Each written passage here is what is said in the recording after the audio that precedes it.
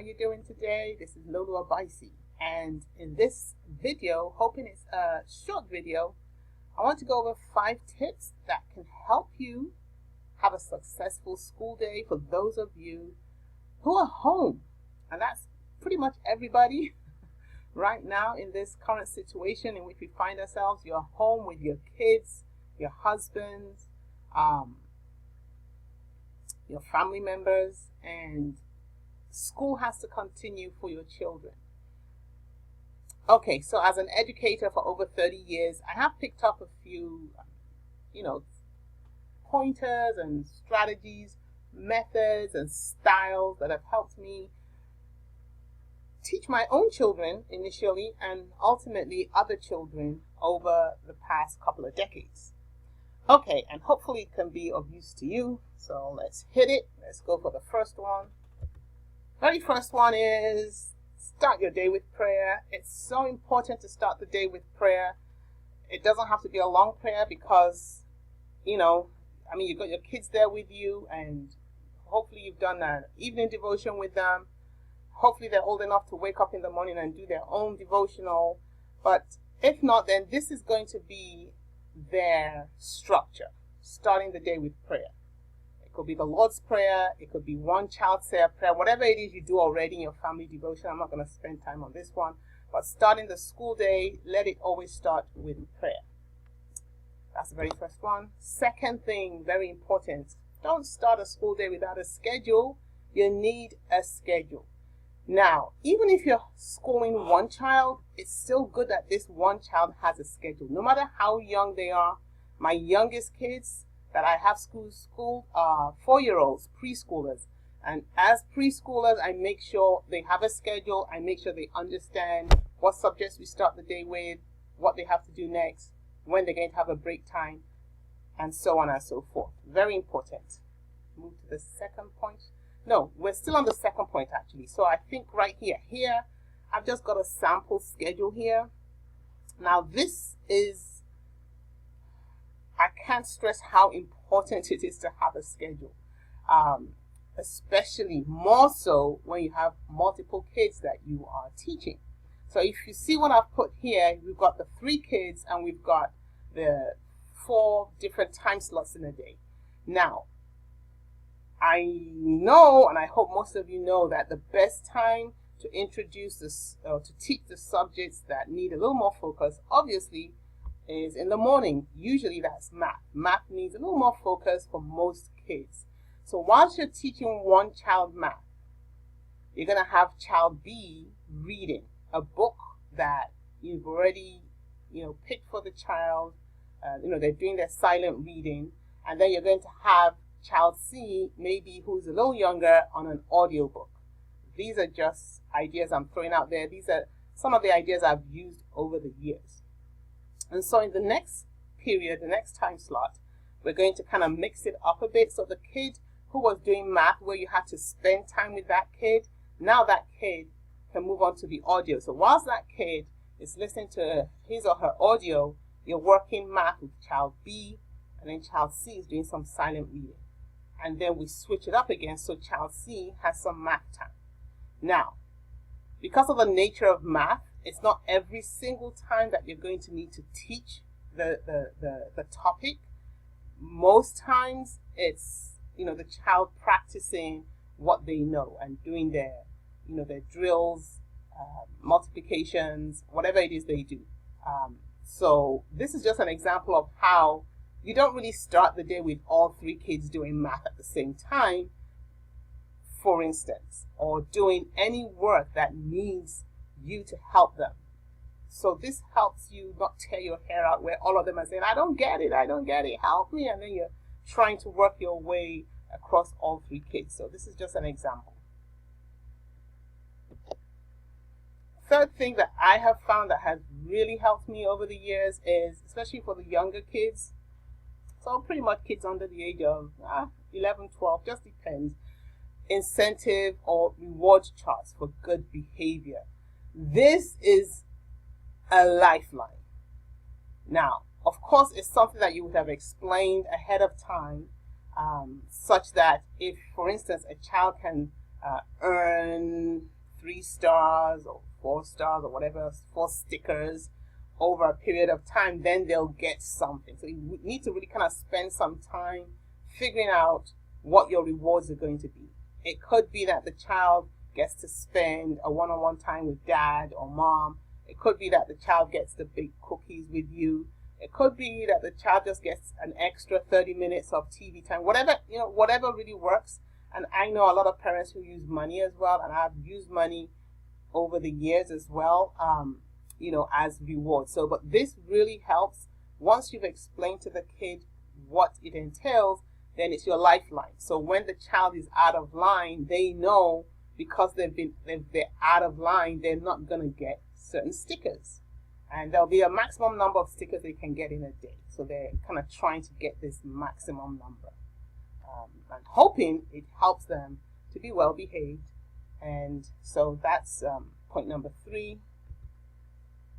And all I've done here is I've got this title here, reward categories. And all I've done here is just some ideas of categories in which you can kind of lay out for your kids where they know they can earn their stickers or their stars or whatever it is you want to call it.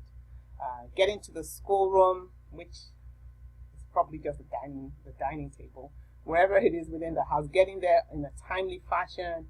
Immediate obedience. My goodness, this is so important because kids do really can really push the limits with this one, where you tell them to do something and they're gonna do it, but not when you want them to do it. And you have to stress to them at the young age that when mom or dad tells you go up and go tidy your room, it kind of means now. And if they don't do it now and they do it later, then they lose a point. For the younger kids, just being able to sit still, that's another area. Fruit of the Spirit, that's another one too. When you have a child demonstrating fruits of the Spirit, you can give them stickers for that. Completing their chores. It's not about he who starts his chores, it's about he who completes the chores and does a good job. So they get, of course, you would have laid out for them what their chores are, obviously. Good school attitude, just having good school attitude. Of course, again, you would have to lay out what the school attitudes are. I mean, it works at this time to just create posters. Just stick them all over the dining room table. Yes, over the walls, I don't even have a whiteboard or anywhere, just so your kids can see what it is they're supposed to be doing or not doing during the school day. Tidy up is a big one. Nobody's leaving the school room area until it's all tidied up, books put away. It makes sense that each child has a little box, a little cubby hole, or some area where they can put their books away and all their writing material. And then just bonus points for whatever, a child just being extra helpful, bonus points. So these are just ideas that I just throwing out there. Of course, it's important that you're creative and create categories that work for your own kids. 4th point, each child should have a reading book or coloring book at home, a coloring book at school they can read/work in while waiting for mom to finish with whoever she's working with. I think what I'm trying to say here is, especially when you have more than the one kid that you're trying to teach, they each should have access to a book, or if they're too young to read, coloring book or something like that, whereby when they're waiting for you because they have a question for you, they don't understand something in the book, but you're busy with another child, then you let them know whilst mom is busy or whilst dad is busy with another child. Once you've let me know you need help, sit there, pull out your coloring book, pull out your reading book, and read until I get to you. Very important for a calm and successful school day. Every child needs to know that when you need mom, just like when you're at school, when you need the teacher's not going to come running to you, dropping everything. And, you're going to have to wait your turn. And same thing at home. I think this one is still under the 4th point, I believe. Read aloud. It is so important to read out loud to your kids. It is I had a curriculum that was based on reading, so we had to read aloud. So there's time for your child to read quietly, there's time for your time to read out loud to you, and there should be time for you as the educator to read out loud to your child. And if you kind of think back to those school days, or the way school is set up these days, there's always a time in the day, especially for the younger kids, where they all get together in the story corner and teacher reads a very interesting book. One thing I've found that really works is,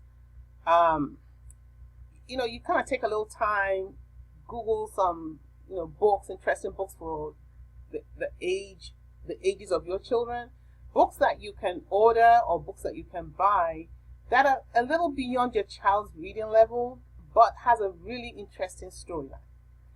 And this is so important to grab your child's attention and to help them to understand that reading is an adventure. So usually it will be a book like a mystery book or adventure book or something really, interesting that maybe, the print's a little too small or, it's not quite their level, but the storyline they can still understand. It just works. It's such a great tool to help your child turn out to be a wonderful reader, a great reader. And of course, don't forget to incorporate audiobooks, as we mentioned earlier.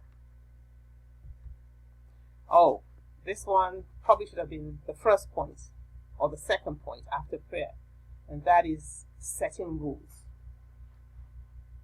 The worst way to set rules is as you go along. It's important that your child or your children know what the rules are. It's the same at school. The kids know the rules. They know they can't speak out of turn. They know they're not supposed to push while they're lining up to go to the lunchroom, and so on and so forth. So set your rules. Definitely, it's important to start the school at the same time every day. So whatever rules you set for your kids, of course, you have to adhere to these rules as well. So, yeah. No electronic gadgets in school whatsoever, except that mom decides we're going to use it after such and such a time to do such and such a thing. But your kids can't individually pull out their tablets during school time, the same way as they can't do that whilst they're at school. No complaining, no whining, that's a rule. Raise your hand to talk, that's a definite rule, and so on and so forth. So these rules are going to be your stay, your support, your backbone, and your child has to understand the rules. And even if your child is as young as 3, and you're doing a preschool program with your 3-year-old, they understand these rules, but you've got to, kind of have it somewhere where they can see, or some schematic form of it where even though they can't read, they can understand that, oops, that means no talking, or that picture, means, no pushing, and that kind of thing. A lot of this information you can get online as well, so don't hesitate to Google any questions you have or any concerns you have, or you don't know what to do, just Google it. My kids taught me that. Just Google the whole phrase. Just throw it into Google and let Google come up with suggestions and ideas that other people also have asked, and see the answers that they get. And I think this is it. Oh, yes, the ultimate goal is to create a fun and loving learning environment.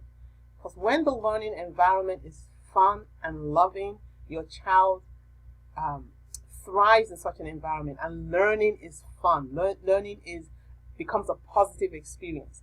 I would suggest that you all work towards this goal. That by the time your child needs to go back to school, you want to begin to hear things like, oh, I wish we could continue to school at home. I've had so much fun. I've learned so much. One thing you really want to avoid is, not having a fun and loving learning environment to the point where your child can't wait to go back to school because, learning at home was just a drag. Hoping that won't be your story, and hoping, these few tips have been helpful, and I hope to connect with you in another video.